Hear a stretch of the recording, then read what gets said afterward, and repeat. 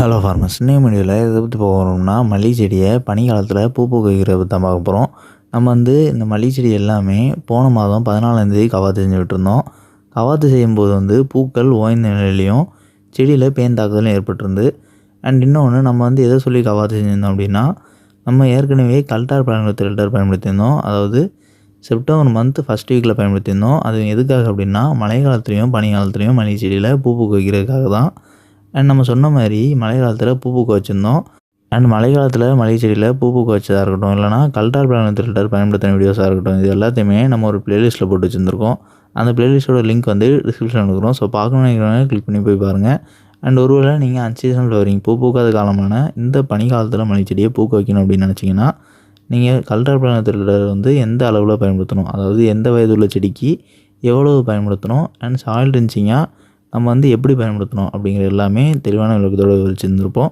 So அந்த video அந்த ப்ளேலிஸ்ட்டில் first வீடியோவாக இருக்கும். ஸோ அதை கிளிக் பண்ணி பார்த்தீங்கன்னா கல்டார் எந்த மாதிரி டைமில் நம்ம எப்படி பயன்படுத்தணும் அப்படிங்கிற எல்லாமே தெளிவாக சொல்லியிருந்திருப்போம்.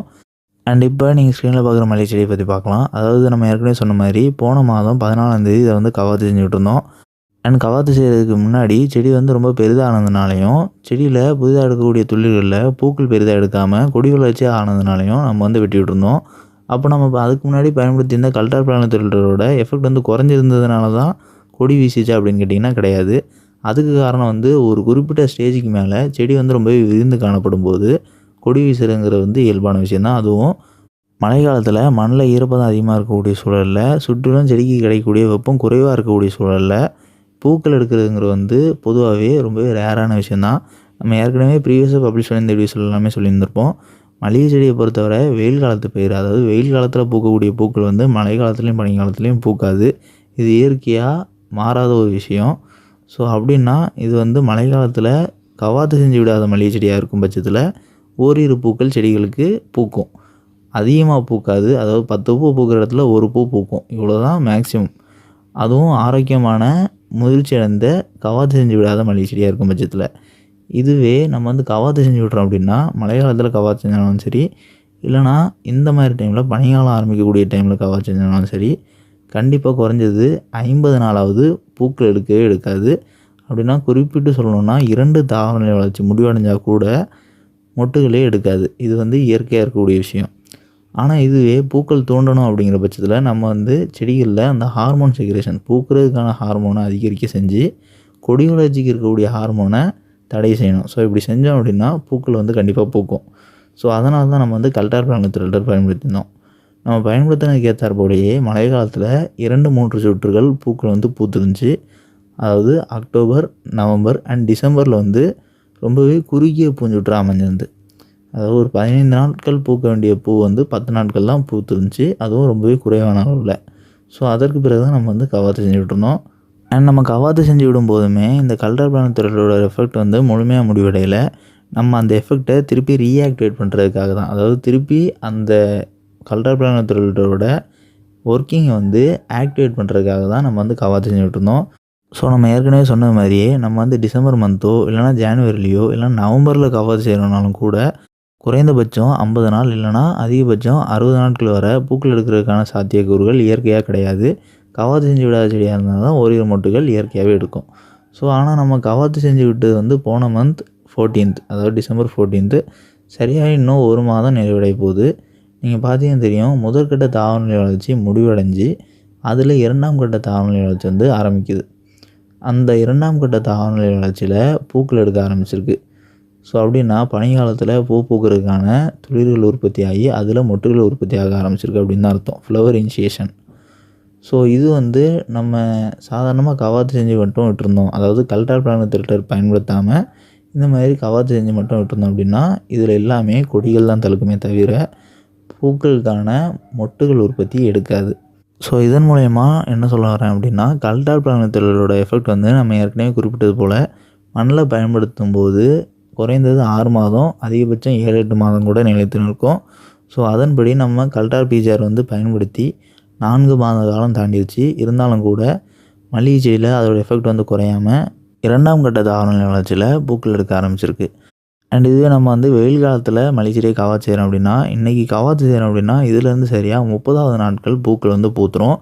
ஓரிரு செடிகளில் 30 நாட்களுக்கு முன்னாடி 27வது நாளோ 28வது நாட்களோ கூட பூக்கள் பூக்கிறதுக்கான சான்சஸ் இருக்குது.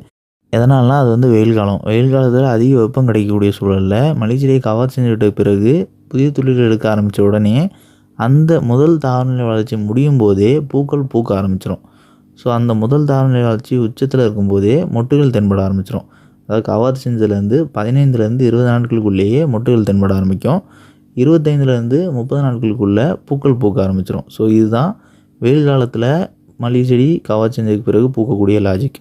ஆனால் இதே லாஜிக் வந்து நம்ம மழை காலத்துலேயும் பனி காலத்துலேயும் கவர் செஞ்சு விடும்போது குறைந்தபட்சம் 50 நாட்கள், அதிகபட்சமாக 60 நாட்கள், அதற்கு மேற்பட்டு கூட ஓரிரு இடங்களில் நடக்கும். அது அந்த கிளைமேட்டை பொறுத்து. அதனால் இரவு நேர வெப்பம் வந்து ரொம்பவே குறைந்து காணப்படக்கூடிய இடத்துல பூக்கள் உடனே எடுக்கிறது வந்து ரொம்பவே சிரமமான விஷயம். செடி வந்து ஸ்ட்ரெஸ்ஸுக்குள்ளாயிருக்கும், கோல்டு ஸ்ட்ரெஸ்ஸுக்குள்ளாயிருக்கும். ஸோ அதுக்கு போதிய வெப்பம் கிடைக்காதனால மொட்டுகள் இயற்கையாகவே எடுக்கிறது தாமதப்பட்டுக்கிட்டே இருக்கும். ஸோ இது வந்து இயற்கையாக நடக்கக்கூடியது. அப்போ நம்ம இன்றைக்கி டேட்டுக்கு ஜனவரி 30th வந்து கவாத்து செய்கிறோம் அப்படின்னா February 13th கூட பூக்கள் பூக்கிறதுக்கான சான்சஸ் இருக்காது. February எண்டில் கூட பூக்கள் பூக்கிறதுக்கான சான்சஸ் இருக்காது. ஸோ மார்ச்சில் தான் பூக்கள் பூக்க ஆரம்பிக்கும்.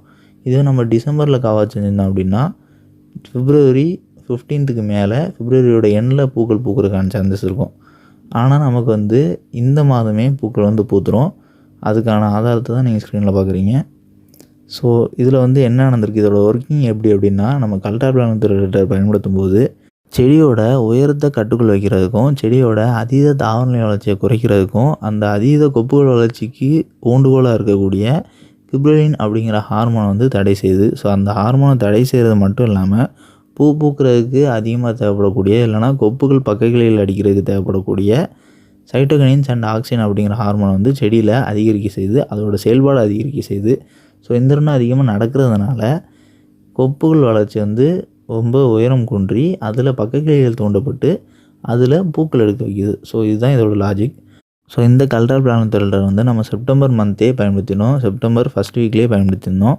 ஸோ அதற்கு பிறகு 3 சுற்று பூக்கள் வந்து பூத்து வந்திருக்கு. அதாவது மழை காலத்தில் நம்ம சொல்கிறது, அதுக்கு முன்னாடியே ஒரு சுற்று பூக்கள் வந்து பூத்துருச்சு. ஸோ ஒட்டுமொத்தமாக 4 சுற்று பூக்கள் முடிந்த பிறகு மழை காலத்தில் செடி விரிவடைந்ததுனால பூக்கள் வந்து இயற்கையாகவே குறைய ஆரம்பிச்சிச்சு. ஸோ இந்த டைமில் வந்து கல்டா பிளானட் ஒர்க்கிங்குமே ஒரு டீஆக்டிவேட்டட் ஸ்டேஜுக்கு போயிடும். அதாவது தற்காலிகமாக வேலை செய்யாமல் போயிடும். அந்த ஹார்மோனல் ஒர்க்கிங் வந்து செயல்பாடற்றதாகும் டெம்பரரியாக.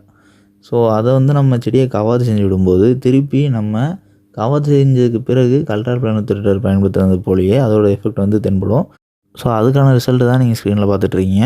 நம்ம ஏற்கனவே சொன்ன மாதிரியே கவர் செஞ்சு விட்டு 1 மாத காலம் நிறைவடைய போது மல்லிகை செடியிலையும் முதல் தாவரநிலை வளர்ச்சி முழுமையாக நிறைவடைந்து அதில் அந்த இலைகள் எல்லாமே முத்த ஆரம்பிக்கக்கூடிய நிலை ஆரம்பிச்சிட்டு இருக்கக்கூடிய நிலையில் உடனே அடுத்த கட்ட தாவரநிலை வளர்ச்சி ஆரம்பிச்சிருக்கு. அதுவும் கொடி வளர்ச்சி இல்லாமல் பூக்கள் பூக்கிறதுக்கான மொட்டுகள் உற்பத்தி ஆக ஆரம்பிச்சிருந்துருக்கு.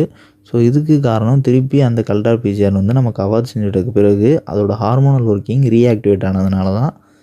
அண்ட் இப்போ வரக்கூடிய மொட்டுகள் எல்லாமே இன்னொரு 10லேருந்து 15 நாட்களுக்குள்ளேயே பூக்க ஆரம்பிச்சிடும். அண்ட் அதற்கு பிறகு நம்ம இதை பற்றின வீடியோ வந்து பப்ளிஷ் பண்ணுறோம். அண்ட் இன்னொன்று, ஒருவேளை நீங்கள் வந்து இப்போ தான் மல்லிகை செடியை கவாத்து செஞ்சு விட்டுருக்கீங்கனாலோ இல்லைனா 20 நாட்களுக்கு முன்னாடியோ இல்லை 1 மாதத்துக்கு முன்னாடியோ கவாத்து செஞ்சு விட்டுருக்கீங்க அப்படின்னாலோ பனிக்காலத்தில் பூ பூக்கிறதுக்காக எந்த ஒரு மருந்துகளும் பயன்படுத்தலை அப்படிங்கும்போது உங்களுக்கு பூ பூக்க வைக்கணும் அப்படின்னு நினைக்கிறீங்க அப்படின்னா இந்த கல்டா பிசிஆர் வந்து பயன்படுத்துங்க. அண்ட் இன்னொன்று, நம்ம பப்ளிஷ் பண்ணியிருக்க வீடியோவில் எந்த வயதுள்ள மல்லிகை செடிக்கு எவ்வளோ அளவு பயன்படுத்தணும் அப்படிங்கிறது தெளிவாகவே சொல்லியிருந்திருக்கோம். ஸோ அந்த வீடியோ போய் பார்த்துட்டு பயன்படுத்துங்க. ஒருவேளை நீங்கள் வந்து அதிகமாக பயன்படுத்தினா செடி வந்து அதிகமான பூக்கள் பூக்கும் அப்படின்னு பயன்படுத்தும் போது இந்த கல்டா பிசிஆர் வந்து ஒரு குறிப்பிட்ட அளவுக்கு மேலே அந்தந்த வயதுள்ள மல்லிகை செடிக்கு மேலே பயன்படுத்தக்கூடாது. ஸோ அதிக அளவு பயன்படுத்தும் போது அந்த மல்லிகை செடி கருகக்கூடும், சாகிறதுக்கான சான்சஸ் அதிகமாக இருக்குது. ஸோ அதனால் நீங்கள் பயன்படுத்தும் பட்சத்தில் நம்மளோட வீடியோவை ரெஃபர் பண்ணிட்டு அதுக்கு பிறகு பயன்படுத்துங்க. உங்களுக்கு அதுக்கேற்றாற் போல் ரிசல்ட் வந்து தென்படும். அண்ட் இந்த வீடியோவில் ஏதாவது டவுட் இருந்துச்சுன்னா கமெண்ட் பண்ணுங்கள். அண்ட் நம்மளோட அக்ரிகல்ச்சர் சேனலோட சோஷியல் மீடியா பிளாட்ஃபார்மோட லிங்க்ஸ் எல்லாமே கமெண்ட் பாக்ஸில் பண்ணிக்கிறோம். ஸோ கிளிக் பண்ணி ஃபாலோ பண்ண நினைக்கிறோம், ஃபாலோ பண்ணிங்க. அண்ட் லாஸ்ட்டாக நம்மளோட செகண்டரி சேனலான அக்ரிகோ ஷார்ட் சேனல் வந்து இந்த வீடியோட கொலாபரேட் பண்ணிக்கிறோம். ஸோ இந்த வீடியோ பப்ளிஷ் ஆகக்கூடிய சேனல் ப்ரொஃபைல் நீங்கள் கிளிக் பண்ணி அப்படின்னா அதில் 2 சேனல் ப்ரொஃபைல் காட்டும். ஸோ அதில் அக்ரிகோ ஷார்ட் சேனலை மறக்காமல் சப்ஸ்கிரைப் பண்ணிங்க.